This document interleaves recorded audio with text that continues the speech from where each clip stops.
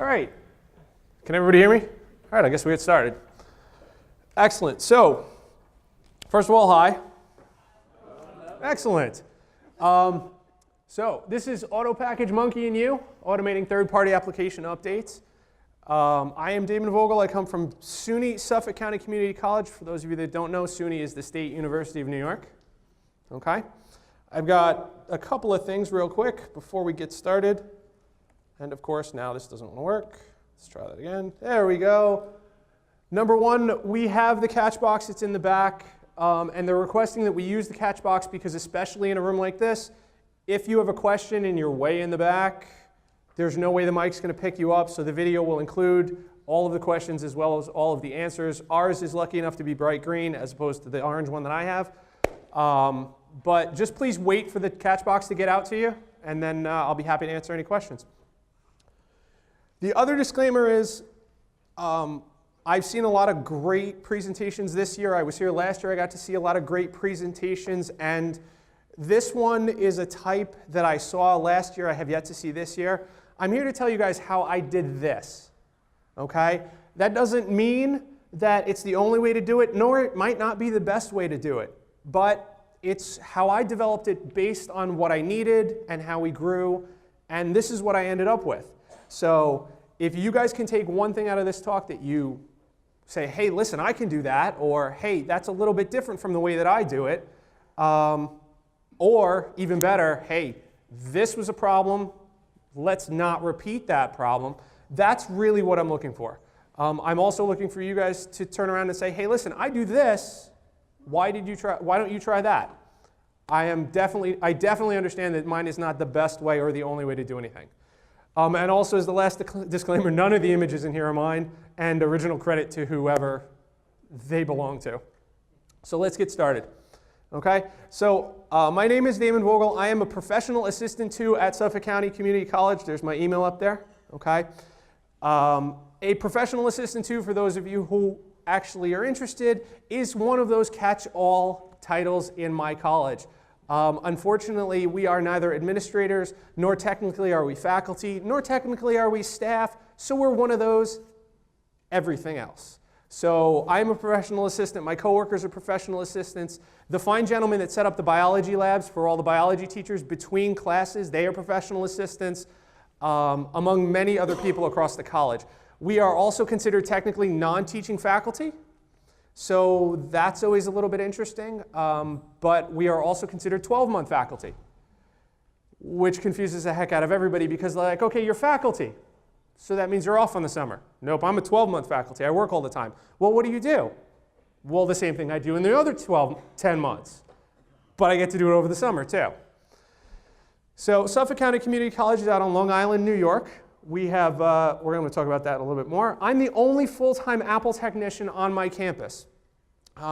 Every other technician on all of the other 3 campuses, as far as I know, could be part-time Apple, but I am the only full-time Apple technician.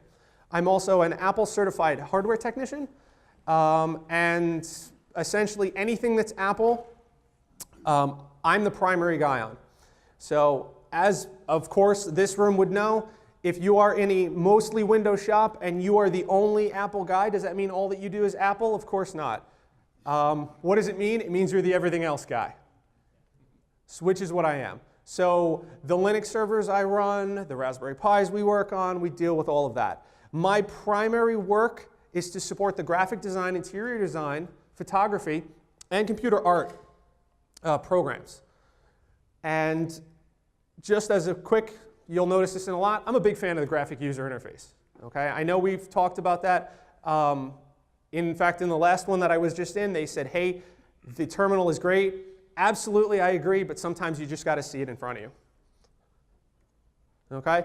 I'm from Suffolk County Community College. As I said, we've got about 27,000 students enrolled in 3 campuses at Selden, Brentwood, and Riverhead. Riverhead being my campus. It's the eastmost campus. We had the pointer. There we go.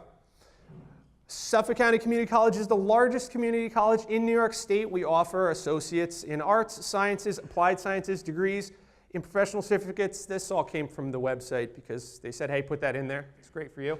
Okay? So this tiny little star way on the end of Long Island, that's my campus. We are fondly known as the Country Club campus. It is a rather small campus, which we enjoy. And the parking's great, which is always a plus. Okay? I work for the Educational Technology Unit. Okay? We manage all the computers on campus that do not reside in faculty offices, especially the computer labs and the classrooms. Okay? So for example, if this were my school, we would be in charge of the podium and the computer that would be in the podium. We would be in charge of the computers that would be in the computer labs. But if you were to go to a faculty office and they had said, hey, listen, I have a problem with the one on my desk, that's a different department. Okay? My two coworkers and I share the duty to manage approximately 600 PCs. That's where we are at this point, and 10 servers, 6 of which are virtual, on campus. That's just the PC workload. Because there's only 3 of us in the department, I do share those duties with them. Okay? I solely manage 100 Mac workstations, 5 Mac servers, and 2 Linux servers, and 30 of our Macs are dual boot. We enjoy the dual boot. It's mostly an experiment. We like to see if the professors would rather have the dual boot than not. And what we're finding out is what it does is it doubles our ability to pack our computer labs. Some of our computer labs are absolutely packed. You can't get a minute in there to do maintenance otherwise. We have some computer labs that were very light loaded just because of the way they were, the number of machines they had. Once we dual booted them, we doubled the amount of classes we could put in that room instantly. Okay? So if you're thinking dual boot, that's a great way to sell it. Hey, listen, we've got this room that doesn't get enough use. If you dual boot it, now we can put PC classes and we can put Mac classes in it. All right? Why are we talking about this? We're about to embark on a potentially dangerous mission. Okay? This is generally the overview. We're going to go over why we're talking about this. We're going to go over the cast of characters. These are the various programs, mostly open source, that I use in this workflow that we're going to talk about. Okay? And then I'm going to explain how they work for me and how they do what they do. All right? We're talking about this because there's a lot of applications that we, and I say we, I mean mostly our users, use on a daily basis. They're fairly common. Google Chrome, Mozilla Firefox, et cetera, et cetera. Okay? I apologize. Yes, I do use Adobe Flash Player, as I had a discussion with at lunch. Unfortunately, one of the programs I support is the computer art program, which is 3D animation. Okay? I got a couple of guys nodding up in the front. They understand. Yes, if you are teaching in 3D animation, unfortunately, Flash is a must. Okay? Most of the time, application updates are solid, and they're relatively bug-free. Even if they have bugs, they're minor ones. They're usually things that we can work around. Or not. Occasionally when it goes bad, it goes really bad. This was an article in CNN in July of 2015 explaining how failures in software code took down United Airlines, the Wall Street Journal's website, and halted the New York Stock Exchange. These were not hacks. These were bugs. Okay? So simple bugs took down all of these wonderful places. Okay? As a one-man show, I needed to minimize the amount of time I spent on repetitive tasks like updating and automate them. Automate yourself out of a job. It was a great, great one that I saw last year. Okay? Downloading, testing, and deploying applications manually takes time that I can spend in other places. So what do? I need to streamline that. Okay? However, I got to balance that time saving with the ability to make sure I wasn't wrecking more than I was fixing. Okay? So now we're going back to those bugs. We got to think about those bugs. If I push these applications without even looking at them and I wreck something, I've now just wasted all of the time I was trying to save. Okay? For example, we had most of the campus crippled last year because McAfee decided to push an update that believed that one of the files in the operating system was a virus. Yeah, just like that. The entire Windows side went down, and it was so bad to the point we had to go machine to machine to machine and update the McAfee and replace the file. Okay? So I developed a workflow that allowed me to automate the steps of this update process without committing me to an install until I had a chance to look at what I wanted. Okay? Hey, do I think this is going to work out? Yes, absolutely. What about now? Okay, we'll try that one. Okay? But all of the things that could be done automatically, I did automatically with just a simple break in the middle. Okay? Let's talk briefly about the cast of characters. Okay? And these are the different programs that we're using in conjunction. The first thing we're talking about is the heavy lifter. Okay? This is the program that does the majority of the work. Munki. Okay? If you are in this room and you haven't heard about Munki yet, I highly, highly recommend it. Go out and take a look. Okay? It's made by Greg Nagel, who is apparently sitting over there somewhere. I see a couple of pointers. It is a phenomenal program.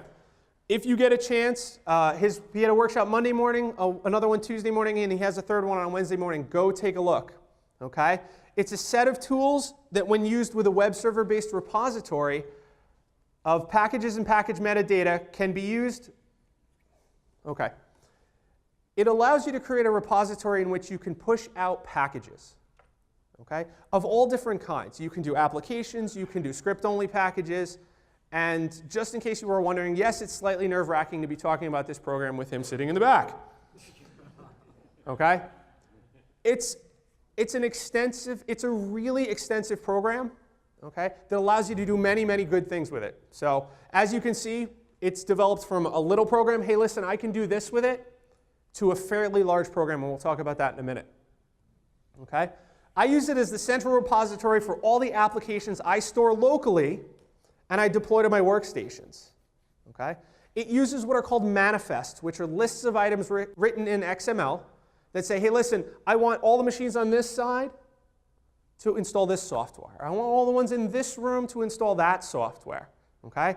I have multiple manifests, and I generally base them on user types. So my faculty machines have specific types, not on their desk. Some of my faculty have other machines. Okay? I have specific ones for podiums, and I have specific ones for labs. It's based on what they're going to be used for. I have the heavy lifter's older brother.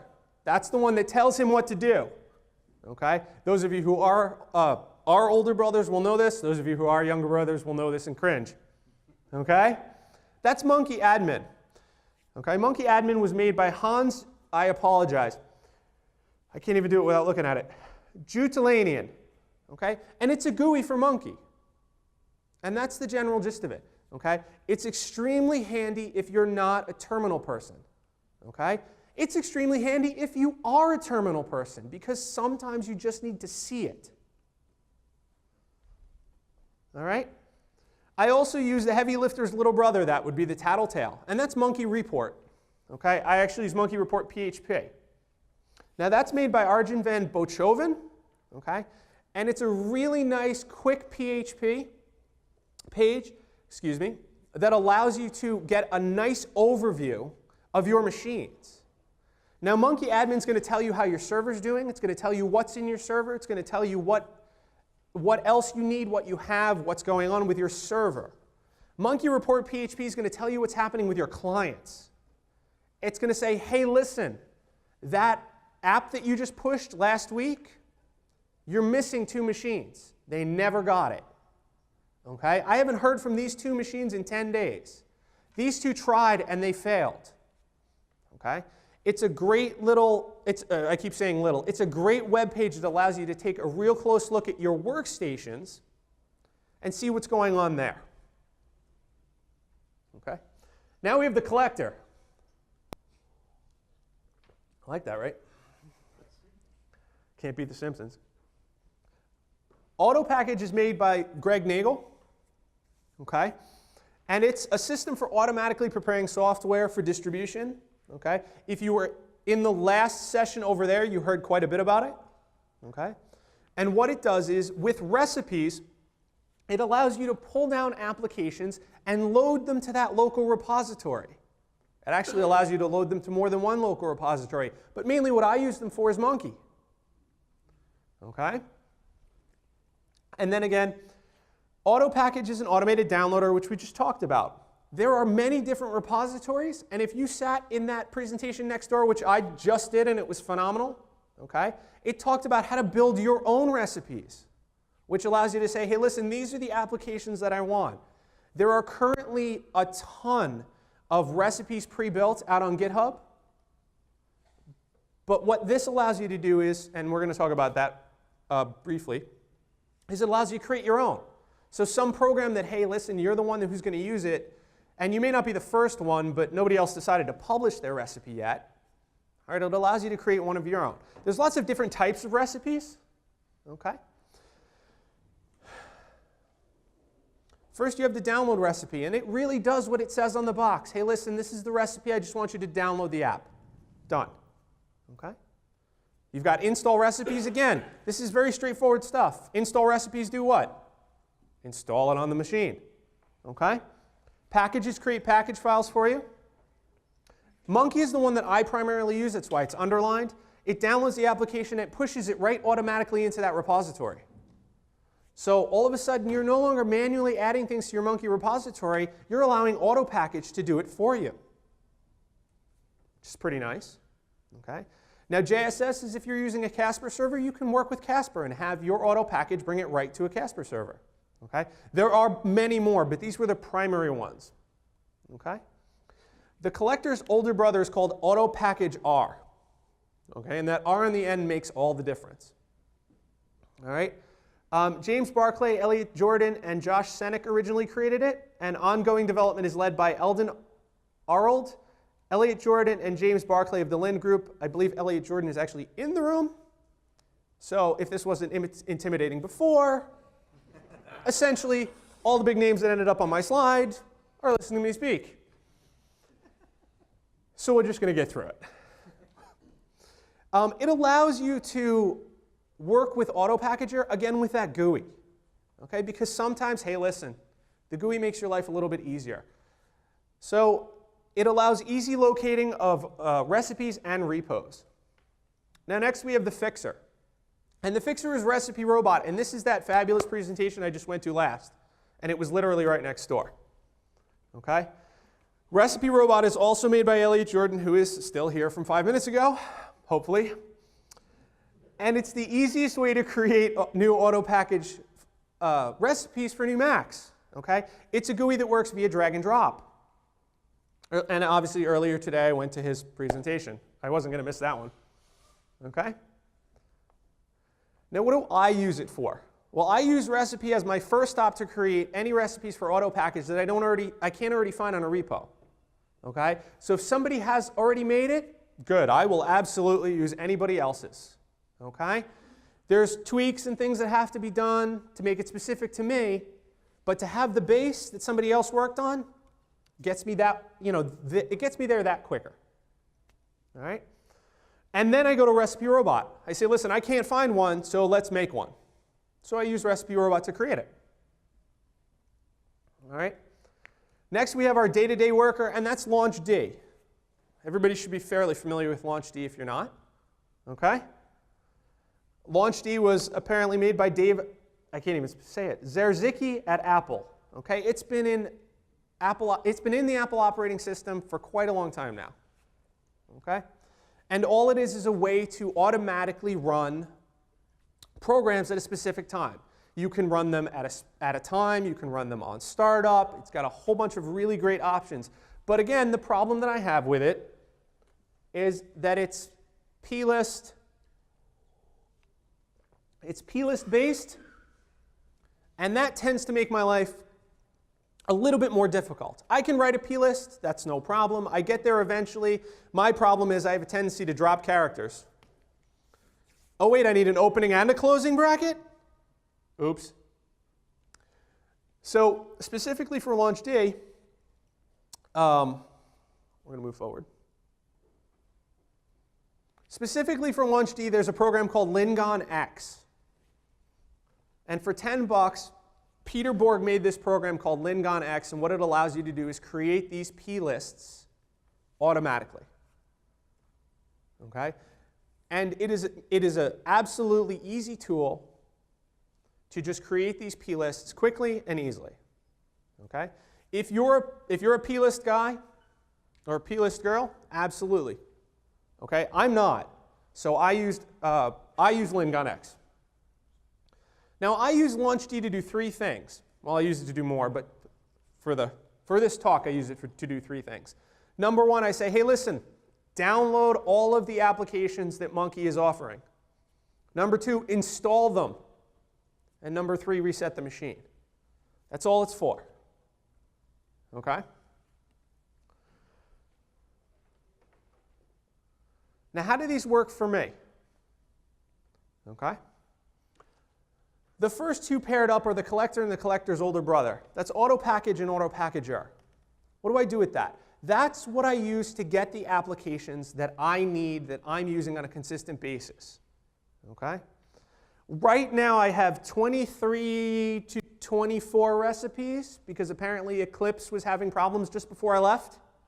So that was one of those where it was, okay, disable that, and we're going to come back to that one later. Okay?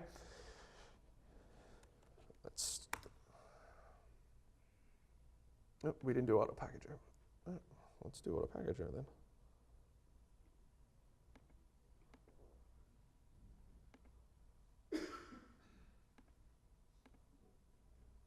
Okay. Now, if you're trying to acquire recipes for Autopkg, it is as easy. Oh, that's actually not too bad. I was a little concerned. It's as easy as 1, 2, 3. You search for a recipe on GitHub. It has a spot in there that you type, hey, I want a Chrome recipe. It gives you a list of repos. It says, hey, listen, these are the recipes, and these are the repos that they're in. It's all pulling it from GitHub. Okay? You pick the GitHub, you pick the repo that you want, and then you can search for recipes down in the bottom. Let's see.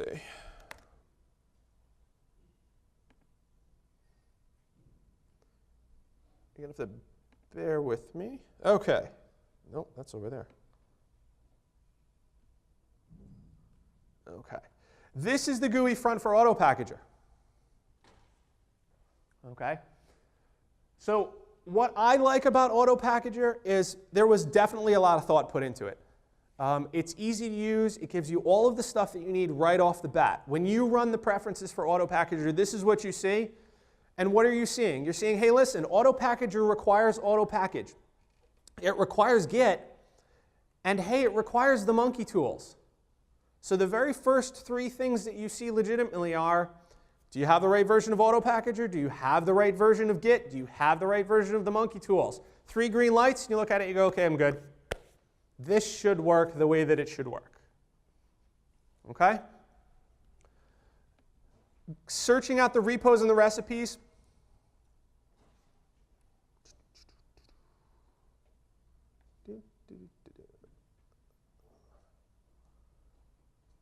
Filter repos.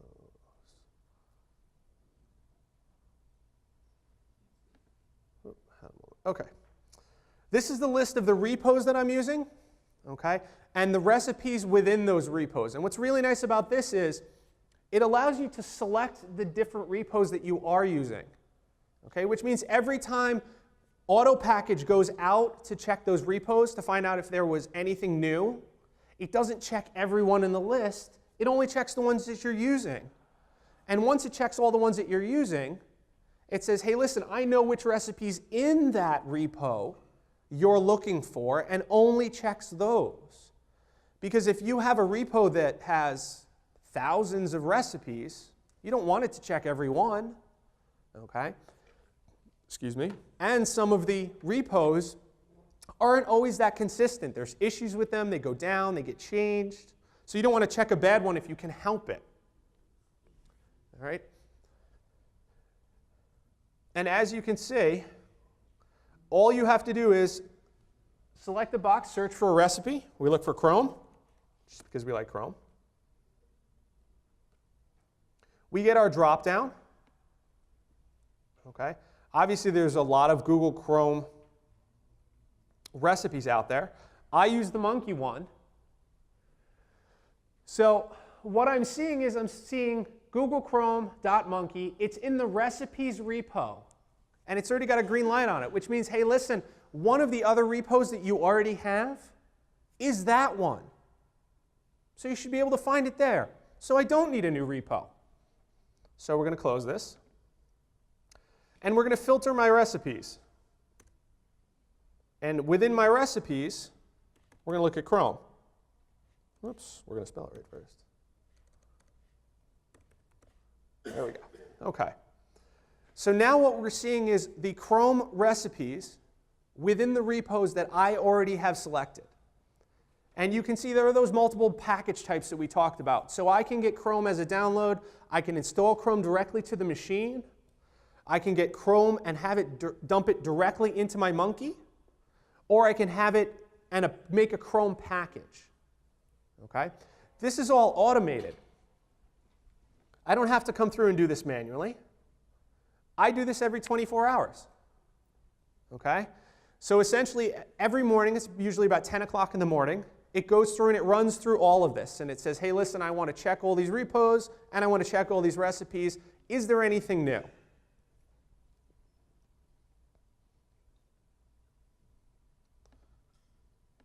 right, we want to, before we get too far ahead of ourselves.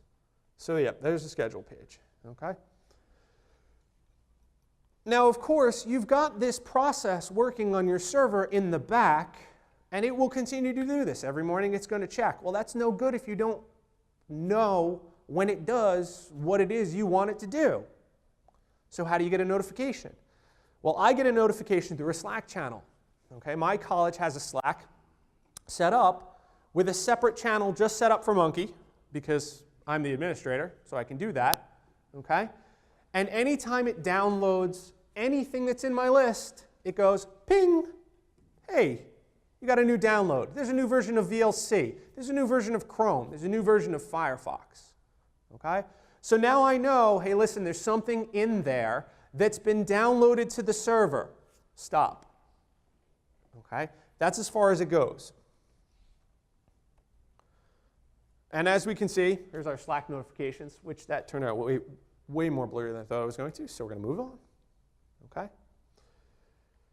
Now the fixer, the recipe robot, okay, that's where we're going to go if we can't find one of those recipes. And it's drag and drop.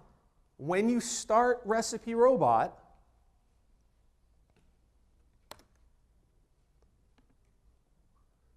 this is what happens. You get a box. It says, hey, listen, drag me an app. I will make you a recipe. Okay? If all you have is a URL, it says, hey, paste me a URL, I will make you a recipe. It has just a quick bit of preferences.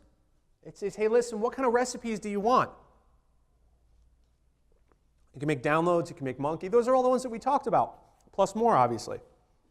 It also says, hey, listen, recipes should have a recipe identifier. Okay? You're making these recipes. We should put your name on them. What name do you want to put on them? And then, hey, listen, where do you want to save them to? So it's just that straightforward. Essentially, you go into this and you set this up the way you want it, and then you never have to go back. Only when something major changes are you going to go back and deal with this. And you click on the button, wonderfully labeled, good to go. Okay? This is Mounty. They use this for the demonstration on the Autopkg website, so we'll use it here. We drag, we drop, okay? And you watch the script run. This is as fast as it runs, just like this, okay? It's going out there and saying, hey, listen, you gave me Mounty. I'm going to go out and look for it on my own. Why am I going to go look for it on my own? Because that's what you want me to do. You want me to go pull it down every single time. So I've got to figure out where I need to find it from. And what happens if the one that I downloaded was maybe a little older than the one that's out there now that came out with a new update? Okay? So as you can see, it runs through. Hey, guess what? That's it. It's done. Okay? We can click on Reveal Recipes, which put it over here. So we'll bring this over here to you guys. And there you go. So you get that folder on your desktop, because that's where I set it. I've got my download recipe, I've got my Munki recipe, and I've got the image. Okay? Just a little PNG of the actual application to use wherever you need to use it. Okay? So creating your recipes with Recipe Robot is just that easy.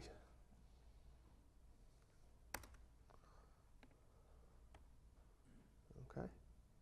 Once you've created your recipes, you can add them to your Autopkg in a couple of different ways. Okay? I do it locally. You can add an overrides directory in Autopkg. Okay? Or you can create your own GitHub repository. If you already have one, you can throw up a sub GitHub and just connect them to there, and then you add your own repository manually. Oh, that is definitely not that. There we go. If we go back to repos and recipes, okay, right here we can add a repo manually. So if you have your own personal repo that you're loading internally or externally, okay, something that's out on GitHub or you're hosting your own, okay, you can add your GitHub right there. In fact, this setup is actually a mirror of what I have at work. So nope, it did not translate over. Okay. But if you scroll all the way down, because this is sorted by stars, which is how many people have loved this repo, okay? And obviously mine, because nobody loves my repo because I'm the only one that uses it, goes all the way down on the bottom. But your personal one will show up all the way at the bottom.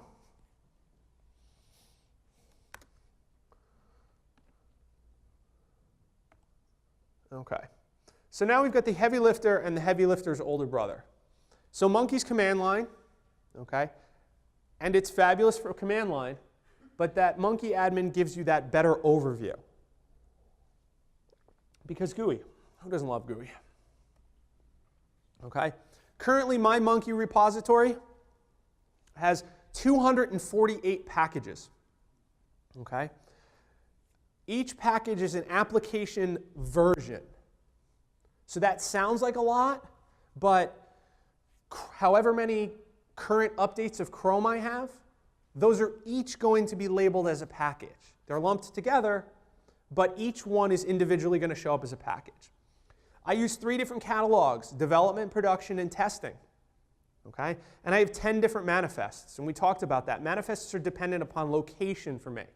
So specific rooms have specific manifests. For example, my photo lab gets a different group of applications than my generic labs do. Okay? 248 packages is 71 different individual applications. Okay? Applications with recipes come up with every individual version. So, for example, monkeitools.core, you can see quite a few of them. Oracle, Java 8, Silverlight. Okay? If you see a single version in my packages, it denotes a handmade installer. Okay? For all of this wonderful work that we're doing, sometimes all you can do is create your own manual installer. So Sketchbook, Paragon, okay? They're not playing well for me with Recipe Robot, so I have to hand build them. Okay? Or you can make custom scripts. Okay? Richard Troughton's blog, if you're not a reader, I highly recommend it, okay, offers a way to create packages with custom scripts in them so that the package doesn't install anything, but it does run the script that you want it to run, okay, which allows you to deploy those packages. Yes? Sorry, Robbie. No. Do any of the 248 packages include any printer drivers? Just out of curiosity. Yes. So the question was, do any of the 248 packages include printer drivers? Yes. Yeah. You know what? Why don't I hold on to it just in case somebody else? All right, that sounds good. So what the question was, you want to ask again here? No, sure.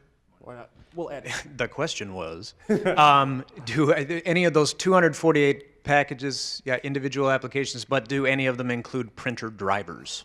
And the answer is yes.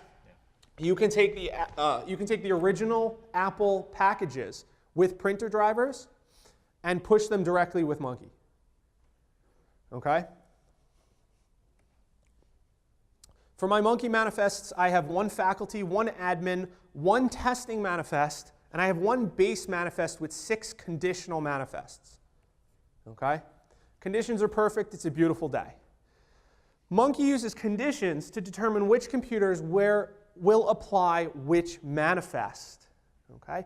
You can use a whole different list of stuff, all the way from host name down to IP address. You can use catalogs, machine type. I use host name, okay, because my machines are actually labeled based on the host name. So as you can see, 0108 is my room that has photography computers in it. So that manifest, that 0108 manifest, is only in machines that the host name contains 108, and that's the manifest that includes my photography stuff. Okay?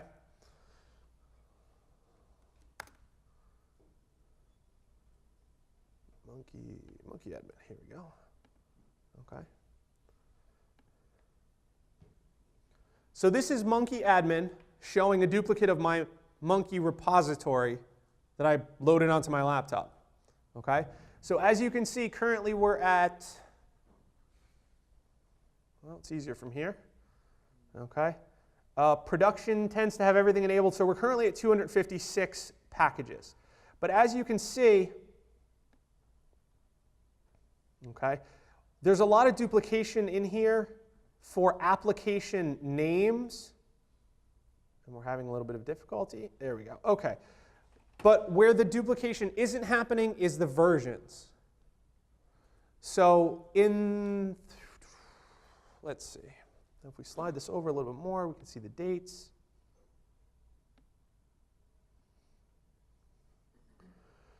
So essentially what we're seeing here is the last about 10 updates for Flash Player. Okay, so we've got 20, and then we've got 21, and then we've got 22, and we've got all the subversions in between. Okay? I use 3 different, these are called catalogs. Okay? And we're going to talk about why and how I use the 3 catalogs in a moment, but we have our development, we have our production, we have our testing. Testing is a default Munki catalog, okay? And recipe robot automatically, or should automatically, okay? The recipes that are created by that send your applications to testing, okay? Other people's recipes don't always do that, so again, you've got to check your recipes before you use them. But so far, I found, luckily, all the ones that I'm using have that automatically set up. And these are the manifests that we were talking about. So as you can see, these are the manifests. We've got manifests based on rooms. They're the ones that are prefaced O whatever. So I work in the Orient building, so it's Orient 108, 205, et cetera, et cetera. There's always a demo manifest, okay? And there's testing manifests, and there's other things for us to play with. Okay. When Autopkg downloads an application and loads it into Munki, it'll automatically add it to the testing catalog. Okay? I have this preset, I have my testing machines preset that, hey, listen, anything that goes in the testing catalog, you download. Okay? So now it's on my testing machine, and I get a chance to try it. Hey, listen, is this going to break it? Okay?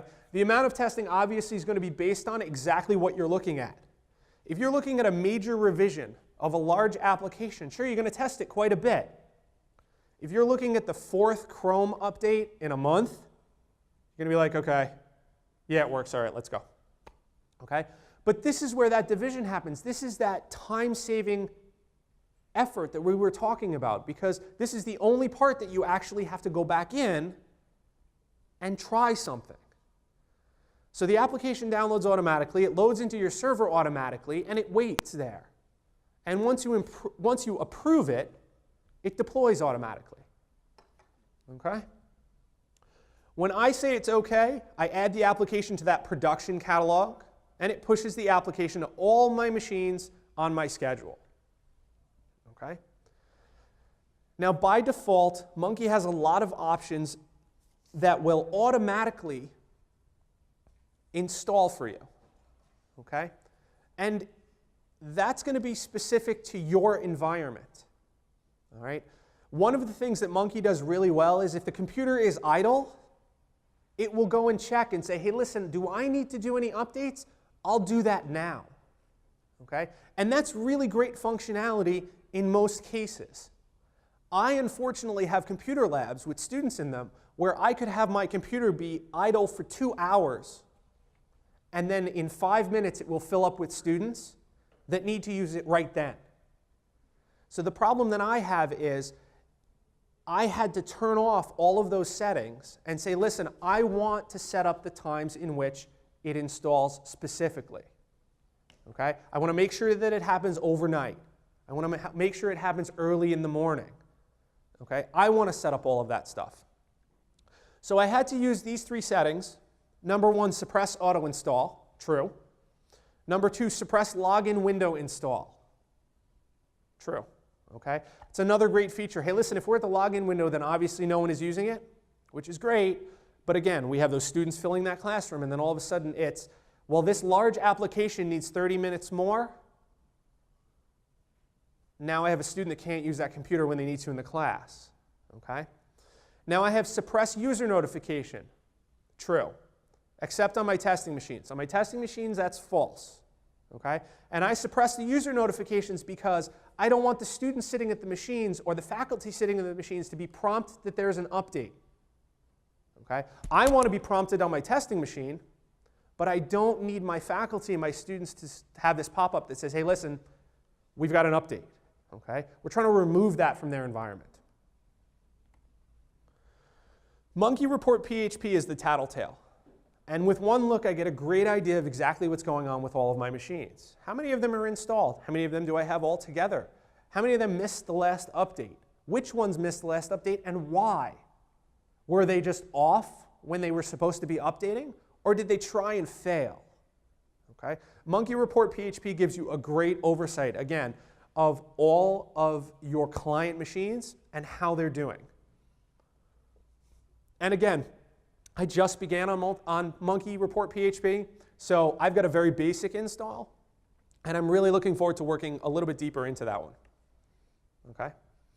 Now, LaunchD and LingonX, as I said before, writing plist files is my kryptonite. I don't know what it is about plist files, but I drop characters in plist files like nobody's business. I am not sure what happens, but I can't do it for my life. I go in there and I go, oh yeah, I need a closing bracket, and I got the closing bracket, and on the very next line I'll drop an opening bracket. Really? So then I'll go and I'll fix the opening bracket, and I'll realize 4 lines later I dropped the closing bracket again, or I spelled something wrong. You know, for some reason I just can't make it work. As I wrote up here, I can throw a typo in a plist that has 3 lines, and I'm copying it off a website. I don't know how I managed to do that. But Lingon cost me $10 and it was well worth it, because that allows me to make all the settings that I want. It generates the plists and it creates them automatically, and then I can deploy them wherever I want. Okay? I created 3 plists: weekly download, weekly Munki install, and ooh, I spelled monkey wrong on that one, and weekly update restart. See that? 3 lines. I threw a typo. And that's not even a plist. Okay? So really, side by side, what we have and that you have is blurry, and I apologize because it looks way better. Okay? Well, this is Lingon. Okay? And it's a little tough to see. I wish I had it on this machine to show you guys. But all it is, hey, listen, I want to set it at a time. This says day of week, Friday at 6:30 a.m. So this is my weekly Munki download. 6:30 in the morning on a Friday. My computer say, hey, listen, I'll take everything you've got. Anything that's new, I'll take it. Give it to me. Okay? Weekly Munki install says at 7 o'clock in the morning, they try to install everything that they just downloaded. Yes, this is predicated on hopefully my download taking no longer than 30 minutes. Okay? But one of the nice things about Munki is if Munki doesn't completely download everything, it'll just try again next time. Okay? So this is the same thing. It says, hey, listen, I'm going to run the command, day of week, Fridays at 7 a.m. Now my last one is weekly update restart, and that's Friday at 8 a.m. Okay, and the reason that I do a forced restart at 8 o'clock in the morning is because I have students that come in at 8 o'clock in the morning. Okay, which means if for some reason this install is taking longer than a half an hour, whether or not it's a large application or it's just not working right, I need those machines at least functional at 8 o'clock in the morning when students walk in. So Munki Report will tell me, hey, listen, this one failed, and I'll be able to come back to it later, okay? Because these are the third-party applications that we're using, okay? This is not the way that I am able to deploy Adobe, because Adobe takes this and just says, no, I don't want to play well with anybody, okay? So this allows me to make sure that all my machines are restarted in the morning when my students come in. So my regular workflow, I get a Slack message, okay? I get it on my phone, we get it on the Slack. It says, hey, listen, we downloaded some stuff.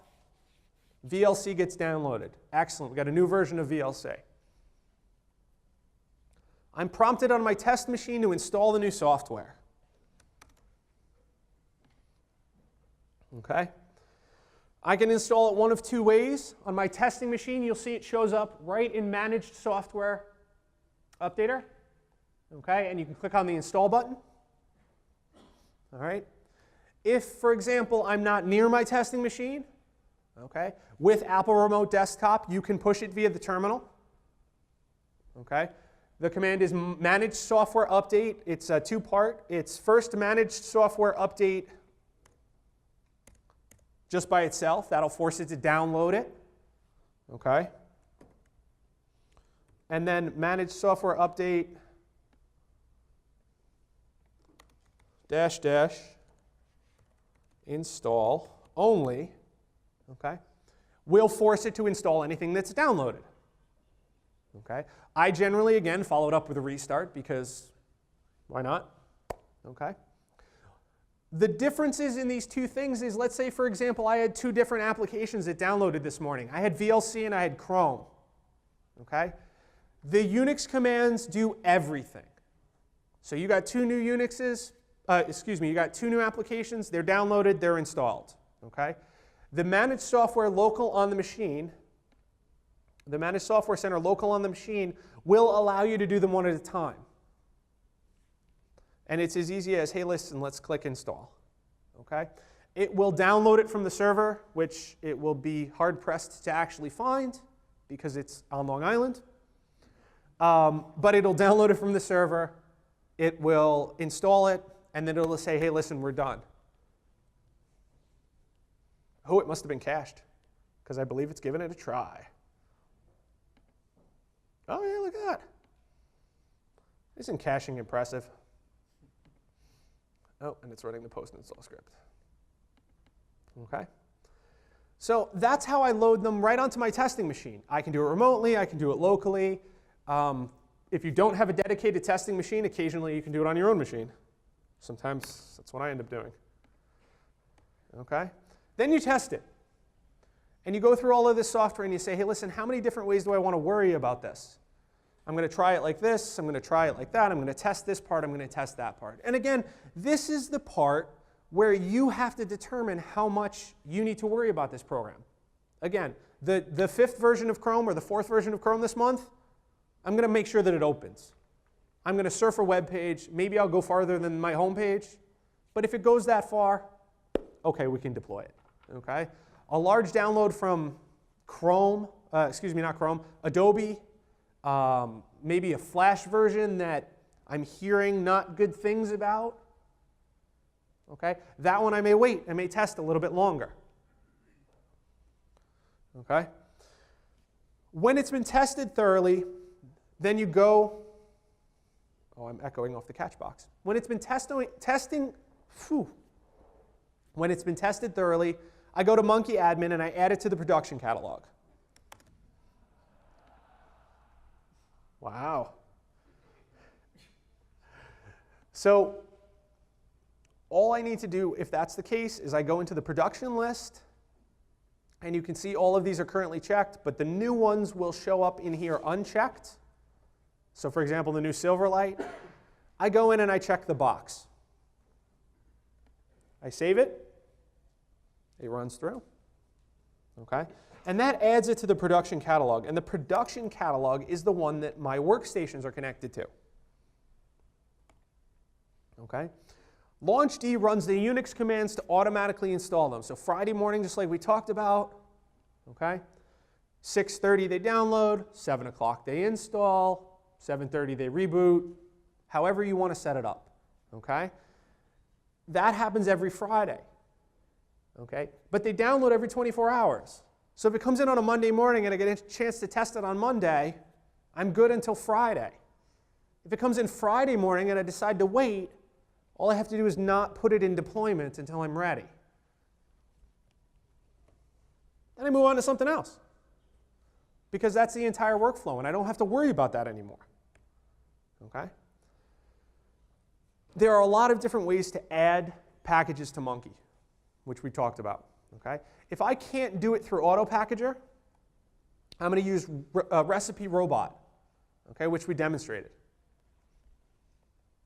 I can create a static installation of the application. Okay?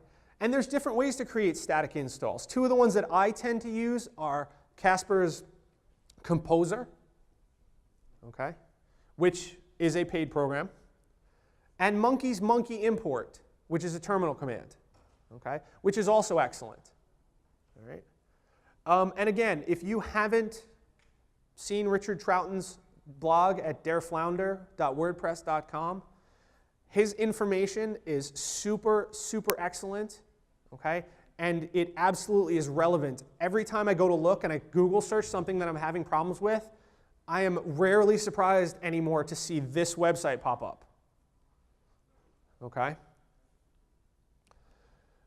Now the downside of a static installation is that it's just that, okay? Recipe Robot's going to give you a recipe that says, hey, listen, Firefox 14.1 came out. Download it. Firefox 14.2 came out. Download it. Firefox 15 came out. Download it. Okay? That gives you that dynamic. Static applications that you have to make yourself are just that. They're static, which means VLC2, you create a static install, it's only going to ever install VLC2. Okay? Some programs, that's what you need. Some programs, that's what you have to have. Okay? But it does make your life a little bit more complicated because every time you have to do that, you have to replace all your static installations. Okay? That's about it for my talk. That's what I've done. Okay? Real quick, this is the links. Okay? These are the links to all of the pages for all the programs that we talked about. All right? And they'll be on the slides, and the slides will be available. Okay? Thank you for listening. All right? The feedback is, they asked us to put that up. We're bit.ly PSUMac 1016-68. My email, if you'd like to get in touch with me, is vogelD@sunysuffolk.edu. On Slack, I'm at damon.vogel. And the Munki topics on Slack are Munki, MunkiAdmin, Munki Report, Autopkg. They're all very, very helpful. Guys, the people that wrote these programs tend to be in these Slack. And if not, there are people that use this all the time and are super helpful. Okay? I find that there's just, if you're not confident enough to talk in these Slacks, even just reading them gives you so much information. Okay? And that's it. Any questions?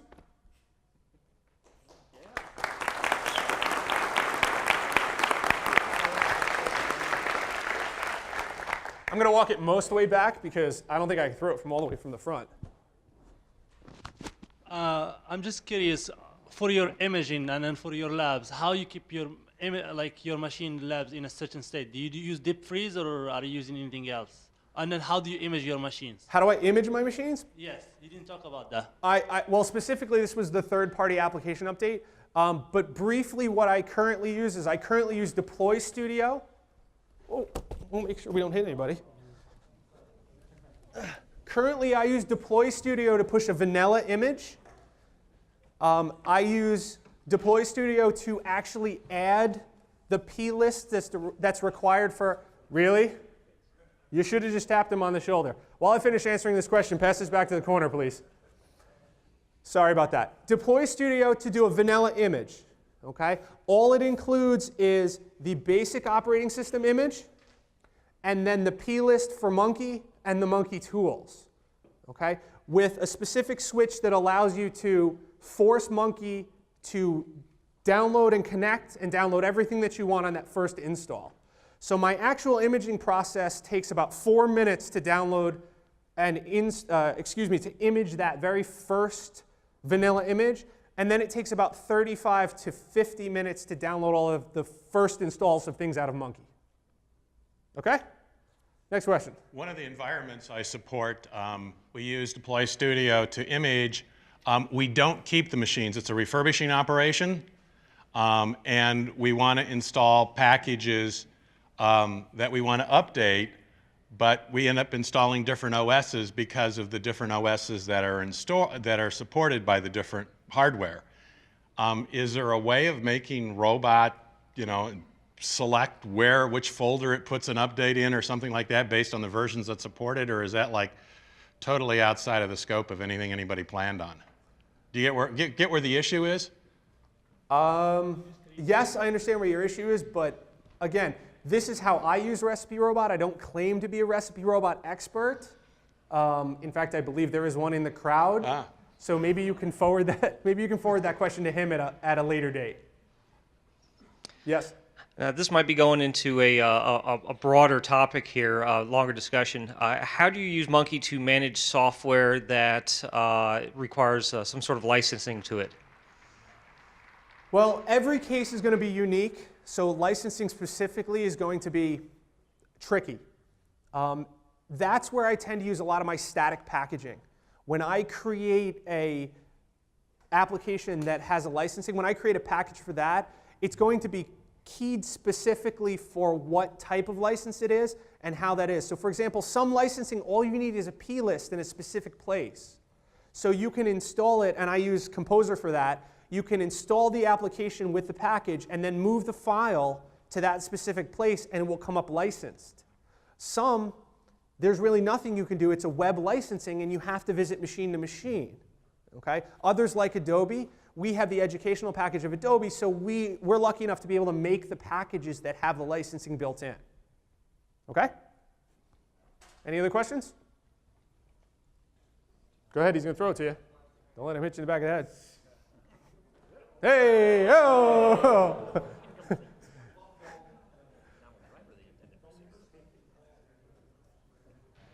So your repo looks a lot like mine. Like you have just multiple versions of the same software, like Flash. I always wonder, and I've never really pursued it, but I keep wanting to just clean out a bunch of old ones. I can't see a situation where I would really want them or need them to be there. But what do you think about that? Yes, Munki cleanup.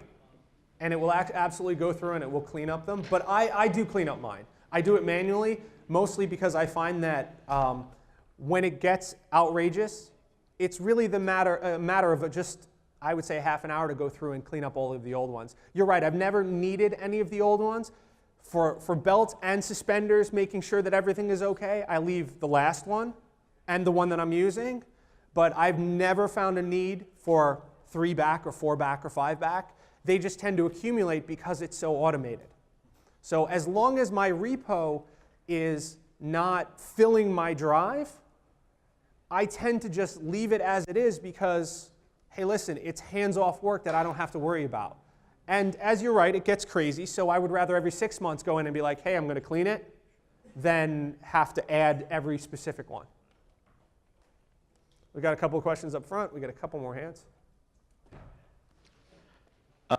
This is less of a question and more of a recommendation to everyone else who's gonna either starting to implement Munki or based on what you've presented here or just digging into it. When I first implemented Munki, my original and I've been tinkering with it for about 1.5 years now. My original manifest structure was very similar to yours. And we don't have, in my environment, we don't have like labs like you do where everything's identical, but we do have research groups where everyone needs the same software. But every so often, one person, one special snowflake will need a piece of software on their machine. And then this administrative assistant doesn't, needs an extra piece of software that all the other administrative assistants don't need or something like that. Right. So I had to restructure my entire manifest so that every single computer has a unique manifest, and then nested those under some broader manifests. And that's really helped in these situations where I can push a piece of software to an individual machine as well as to an entire group or to our entire environment, because I have nested manifests structured in a way that it allows for a lot more flexibility. Right. And if you'll, sorry. That's just my recommendation to everybody. Again, it's going to be based on how you're going to need it, and I believe it's called Munki Deploy. That's something that there's definitely scripts out there that will allow you to do that in a regular manner. If you're at that point where you have these outliers that specifically need different things, you may end up having a manifest for every single machine. So I had two questions. We're pretty new on implementing Munki, and I just was curious. A, do you use Munki to update the Munki client itself on each of the machines? I do. And then the other one was, I noticed in your MunkiAdmin, you've got 12 versions of the Flash checked available within your production. Why do you leave so many of them still checked? Is there a benefit or a detriment to that? There really isn't, because Munki automatically pushes the most updated version that you do have checked. So generally the only reason that I don't have them unchecked is the same reason that they're still there. It's just because I haven't gone in and cleaned them up yet. If Munki sees that you have version 10 and you have version 11, it's going to automatically push the highest version no matter what. So there are ways to fix that around that, but leaving them all in that list doesn't do anything on my client end that bothers them. Okay? Yeah, well, it will fill up your drive eventually. Great talk. Thank you. Thank you. I think I just want to comment a little bit on the cleaning up Munki. We're going to talk a little bit about that in the Managing Munki talk tomorrow, and it touches on some of the stuff that we brought here. So it seems to me like this audience would probably be really interested in that too. There's a tool called Spruce specifically that will help you clean up your Munki repo a little bit. I know there's others as well. I wanted to ask you a question though. If you kick off the installs at 7:30 on Friday and you force a restart at 8 o'clock to make sure that it's ready for the students, what if 10.10.5 is installing or 10.11.5 is installing and it takes more than 30 minutes? Couldn't you potentially put your computers in a non-bootable state? Well, with the exception of the Apple updates, because the Apple updates tend to put them in a spot where the reboot won't go. The only other large applications that I have concerns about are Adobe and Autodesk Maya.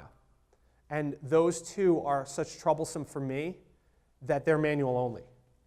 So I have been dodging a bullet. You're absolutely correct that maybe I could be installing something, but with those two exceptions of those two large applications, everything else is fairly quick and fairly small. Just to dovetail on his comment, why don't you do your updates at 4 a.m. instead of 7 to avoid what he's talking about? We have, unfortunately, because of the way that the Windows updates and the Mac updates are dovetailing, I don't have a lot of time in the morning. And while I'd rather push them early, what that means is that for my dual boot machines, I would have to push them, all the Windows updates back. And we're talking about 600 machines where I'd have to be like, hey guys, we need to push this back so that I can get more time. So that's the only issue that I'm having right now with that. It is in discussion that I would need more time. But as of yet, I'm not having too many problems with them. Again, I may be just dodging a bullet, but... The only reason I ask is we run our updates at either 2 or 4 a.m. when I work in research. Most of the people work 18 hours a day, but come 2 a.m. to 4 a.m., they're not working. I think that's when they're going for coffee. But it's just curious that you would wait so long into the morning to run your updates. I mean, push everything back to 2 a.m. Wouldn't that work? Again, I can't run my Windows updates and my Mac updates simultaneously on my dual boot machines. So I have to make sure that they don't overlap right now because the Windows guys are like, hey, listen, this is the time that we're running them. So right now I'm just trying to fit it around their schedule. If it gets to be a problem, I'll have enough justification to be like, I don't really care that you only want to run your updates between 2 and 7 in the morning, and you're only leaving me from that time. You need to make these adjustments. We've got about 10 minutes left, guys. More questions? Oh, boy. We got you covered. Yeah, that was close. Yeah, thank you. It was a great presentation. I just speaking a good segue, I guess, from Windows World. Do you, or in the production manifests, do you have, I guess, twofold question, Microsoft Office for Mac 2016? Have you started to roll that out yet? No, we haven't started to roll that out yet. Okay. Oh no, I'm sorry. Yes, we have. Okay. We absolutely have. Have there been any caveats or problems or particularities with with Microsoft Office for Mac 2016 in terms of packaging and getting? We've actually really been okay, but we have a site license version type. Right. So that package comes in, and it's just a regular package that I put into Munki, and it becomes deployed. Yeah. So really the only problems that we've been having are the updates are larger than some of the other ones that I'm used to. So that might be something that could cause a problem if I run out of time in the morning. Gotcha. Gotcha. Cool. Thank you. Okay.